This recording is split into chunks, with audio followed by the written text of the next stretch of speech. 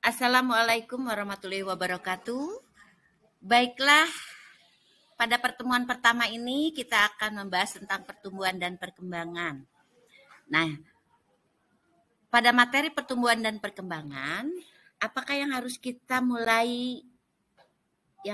miliki maksudnya ya, tentang kompetensi dasarnya.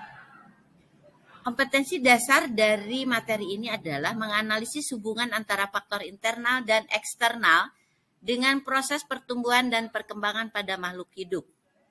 Adapun tujuan pembelajarannya adalah satu, merinci definisi pertumbuhan dan perkembangan pada makhluk hidup, diantaranya tumbuhan, hewan, dan manusia.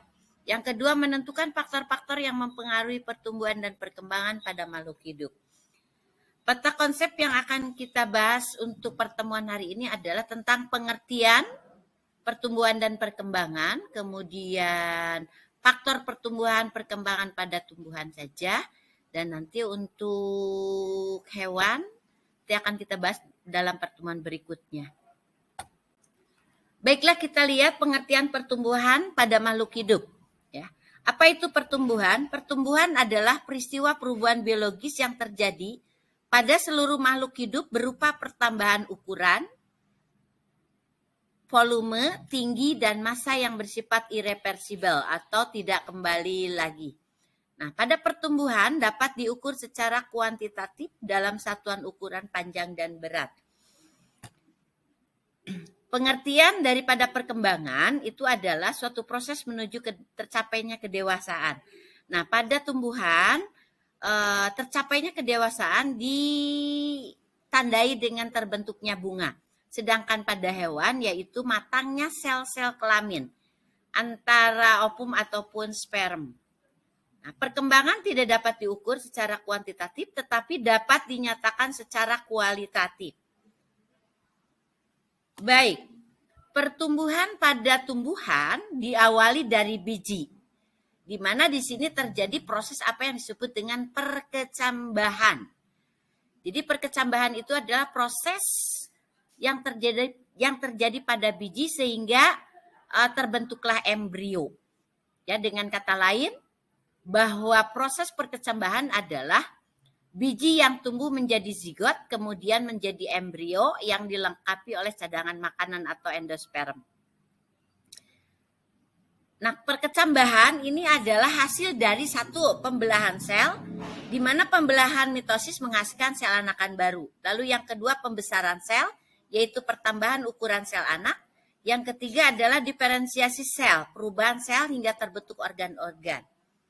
Nah, kita perhatikan biji dikotil dan biji monokotil. Nanti silahkan kalian gambar, kemudian berilah keterangan-keterangan antara biji dikotil dan biji monokotil. Setelah itu kita lihat bagaimana proses perkecambahan terjadi. Proses pertumbuhan dan perkembangan tumbuhan itu diawali dengan perkecambahan. Ya. Kemudian yang di dalam perkecambahan ada yang disebut dengan fisiologi perkecambahan. Fisiologi perkecambahan adalah berakhirnya masa dormansi biji, yaitu masa ketika sel-sel penyusunnya tidak aktif, membelah atau tidak tumbuh yang ditandai dengan imbibisi, yaitu proses terserapnya air ke dalam sel-sel biji. Lalu yang kedua adalah tipe perkecambahan. Tipe perkecambahan ini ada dua, ya.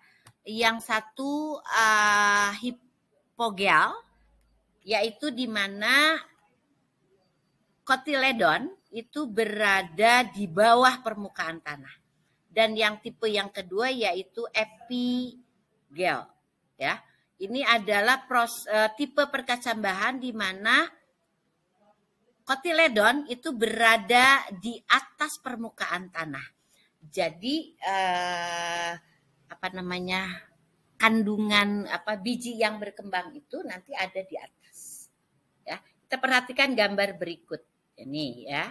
Dan ini adalah hipo, ini epi. Hipogel dan ini epigel. Nah, yang kedua adalah proses pertumbuhan perkembangan di dua titik pertumbuhan primer, yaitu pada titik tumbuh. Ya, ada dua, ada titik tumbuh akar dan ada titik tumbuh batang.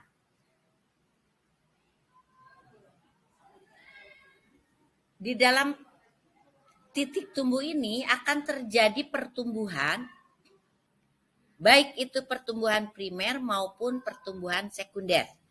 Nah, pertumbuhan primer itu biasanya terjadi pada titik tumbuh akar, ya, di mana akar tidak akan membesar, ya, tetapi dia menghasilkan serabut-serabut akar.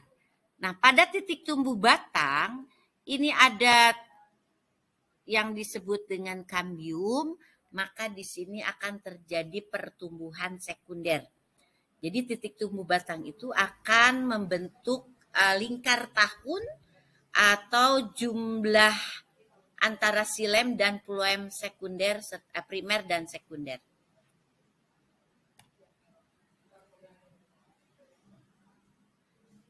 Nah, kita lihat pertumbuhan adalah pada batang menjadi semakin besar karena aktivitas jaringan meristem sekunder yaitu kambium. Sedangkan lingkar tahun yang tadi dijelaskan terdapat pada tumbuhan dikotil sebagai akibat dari pertumbuhan sekunder. Demikianlah bahasan kita pada pertemuan hari ini. Nanti kita bertemu lagi pada pertemuan berikutnya dengan mempelajari dengan faktor-faktor yang mempengaruhi pertumbuhan dan perkembangan. Terima kasih. Wabillahi taufiq wal hidayah. Wassalamualaikum warahmatullahi wabarakatuh.